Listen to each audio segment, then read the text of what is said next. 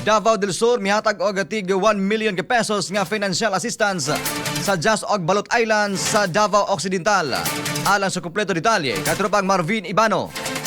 XFM Report. Nagkantidad sa tig-usa ka milyon ka pesos ang gitunol sa probinsyal nga panggamhanan sa Davao del Sur ngadto sa mga lungsod sa Davao Occidental nga labing naapektuhan sa miigo nga 7.8 magnitude nga linog sa Davao Region nga mao ang Jose Abad Santos ug Balot Island sa Sarangani. Uban sa presensya ni Davao del Sur Governor Yvonne Cagas, gipangunahan ni Vice Governor Mark Douglas Cagas IV ang turnover ceremony ning milabayng adlaw uban sa pagpasiugda nga ang maong tabang pinansyal nagikan sa tibuok katawhan sa Davao del Sur. Gidawat nila Jose Abad Santos Municipal Mayor Jason John Joyce ug ni Sarangani Municipal Mayor Adilan de Arce ang maong financial assistance dungan ang pagpadayag sa ilang kinasingkasi nga pagpasalamat uban ang pagpasalig nga maggamit ang maong kantidad alang sa recovery sa ilang mga lungsod. We are into the recovery. So kalintabang ninyo sa MUA, labi na rin po sa mga less fortunate na katawhan sa isla. We will buy light materials para kato mga totally damaged is makabalik na sa ilahang life. Rest assured everyone na kaning kwarta ninyo madapat dito sa dapat.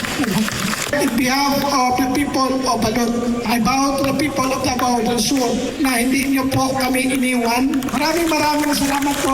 Just like I always say, this tragedy has a unique way of uniting people. From the people of Jose Abad Santos, the Joseños, pinaparating ko po sa inyong lahat ang aming taus-pusong pasasalamat sa inyong pagpakita ng pagpamahal at pakikiisa sa pinakamahirap na panahon na aming kinakaharap. Maraming salamat po sa inyong lahat. Mahinumduman nga nagbilin og dakong danyos sa naisgutang mga lungsod ang miigo nga 7.8 magnitude nga linog niadtong Hunyo 8. Diin sumala sa Office of the Civil Defense 11 napulo ang patay sa maong kalamidad. Daghan ang mga naangol ug mga namising gumikan sa landslides. Nilibusab ka mga balay ang naguba. Ginatos ka mga establishmento ang nangahugno ug lisod ang transportasyon pasulod og pagawas ni ini nga mga lugar tungod usab sa pagkaguba sa mga nag-unang kadalanan. Taliwala sab sa trahedya, padayon ang pag-abot-abot sa mga relief ug humanitarian assistance gikan sa nagkadaiyang ahensya sa gobyerno, mga local government units ug mga pribadong sektor agig pagsuporta sa mga apektadong residente. Mga katropa, aron kanunay kitang healthy, mag Xanthone Vitamin C. Katropa mo sa balita sa Davao City, Marvin Ibano, XFM News.